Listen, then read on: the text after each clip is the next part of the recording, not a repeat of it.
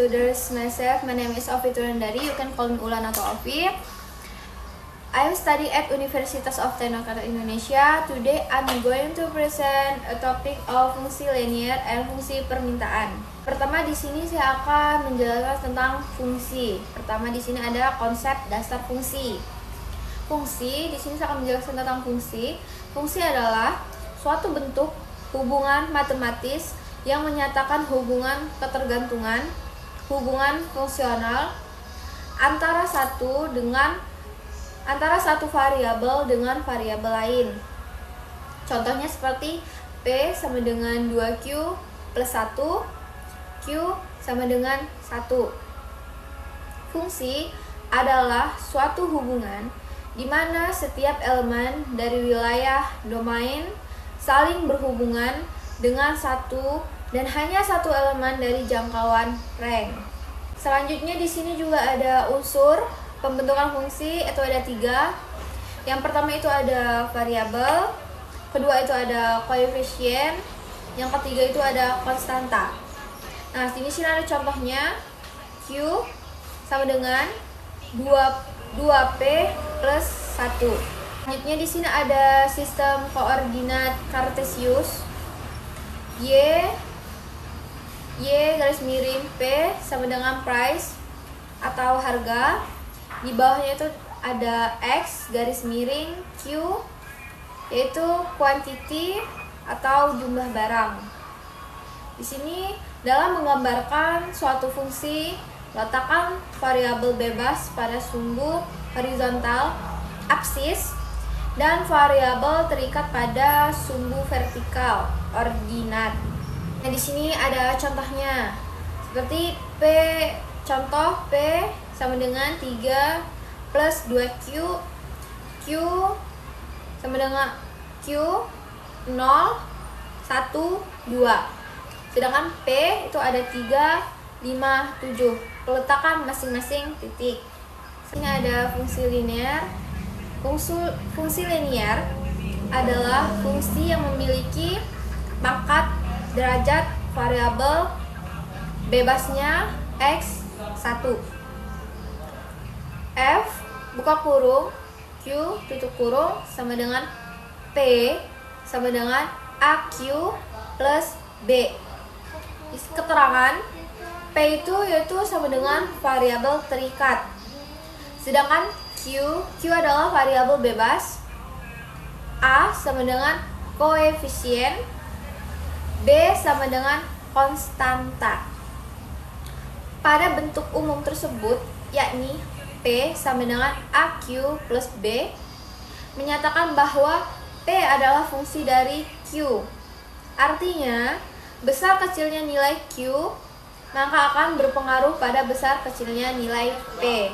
Selanjutnya di sini ada contoh fungsi linear. Contohnya itu terdapat suatu fungsi linear adalah F buka kurung P sama dengan 2P plus 1.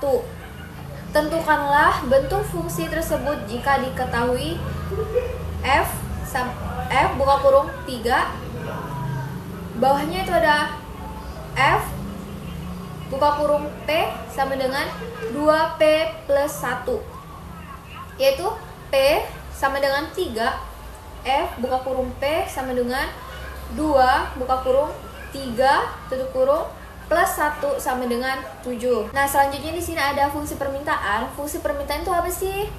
Jadi, definisi fungsi permintaan itu adalah hubungan antara harga dan jumlah barang yang diminta konsumen.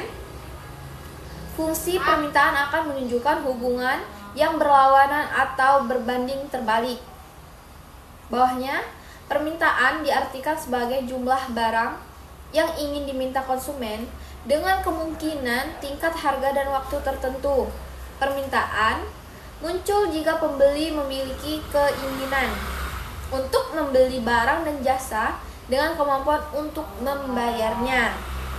Di sini ada hukum permintaan. Hukum permintaan itu yaitu bila harga barang naik, maka jumlah permintaan akan menurun. Sedangkan apabila harga barang turun, maka jumlah permintaan akan naik. Selanjutnya di sini ada faktor-faktor fungsi permintaan. Itu faktornya itu ada 6. Yang pertama itu ada harga barang atau jasa.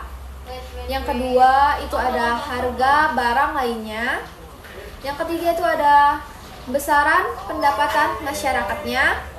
Yang keempat itu ada pendistribusian pendapatan. Yang kelima itu ada model kesukaan masyarakat. Yang keenam itu ada ramalan tentang keadaan di masa yang akan datang. Ada jenis-jenis fungsi permintaan. Di sini ada 2 ya, berdasarkan jumlah permintaan individu dan permintaan pasar. Di sebelahnya tabel itu ada permintaan berdasarkan daya belinya, yaitu permintaan efektif, permintaan potensial, dan permintaan absolut. Nah, di sini ada perbandingan, yaitu ada perbandingan singkat, yaitu jenis permintaan absolut, di sini ada jenis permintaan, kemauan membeli, kemampuan membayar, dan terjadi transaksi dan contohnya. Contohnya jenis permintaan itu ada absolut, kemauan pembeli tidak ada, kemampuan membayar tidak ada, terjadi transaksi tidak ada. Contoh itu semua orang ingin rumah mewah. Yang kedua itu ada potensial, di bawahnya ada potensial, kemauan membeli ada, kemampuan membayar itu belum ada, buka kurung sementara ya, dan terjadi transaksi belum. Contoh, mahasiswa ingin beli laptop. Nah, yang di paling bawah itu ada efektif, kemauan membeli itu ada, kemampuan membayar itu ada, terjadi transaksi itu ada. Contohnya itu konsumen membeli sepatu seharga 800.000. Selanjutnya di sini ada rumus fungsi permintaan, yaitu ada QD sama dengan A min BP. Keterangan QD itu sama dengan jumlah, A itu sama dengan konstanta, B itu sama dengan koefisien pengarah atau slope, dan P itu ada tingkat harga. Di sini ada kurva permintaan. Kurva permintaan itu apa sih? Jadi kurva permintaan itu menggambarkan hubungan antara kuantitas barang yang ditawarkan terhadap harga barang-barang. Kurva permintaan akan bergerak dari kiri ke kanan, bawah, begitupun sebaliknya. Itu akan menggambarkan hubungan terbalik antara permintaan dan harga. Selanjutnya di sini ada contoh soal, yaitu diketahui A sama dengan 4, B sama dengan 2, dan P sama dengan Rp 1000. Hitunglah berapa jumlah barang yang diminta. Fungsi permintaan itu dengan rumusnya dengan QD sama dengan A min BP sama dengan diketahui A-nya itu ada 4 dan min B-nya itu ada 2, jadi 4 min 2P. Di bawahnya 4 min 2 titik 10, P-nya itu ada 10 sama dengan 16, yaitu itu dikali. Jadi dengan harga Rp10 jumlah barang yang diminta adalah 16. Simpulan, rumus fungsi permintaan erat kaitannya dengan jumlah barang atau jasa yang diminta dengan harganya. Fungsi permintaan juga menunjukkan jumlah barang atau jasa dengan faktor lain yang mempengaruhinya. Dalam ilmu ekonomi, permintaan menunjukkan hubungan antara jumlah komoditi yang ingin dijual produsen pada berbagai harga dan jumlah yang ingin dibeli konsumen. Rumus permintaan biasa digunakan untuk penentuan harga barang atau jasa ditentukan oleh permintaan dasar.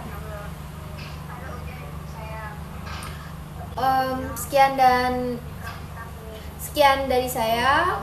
Apabila ada kesalahan kata saya minta maaf. Thank you for watching guys.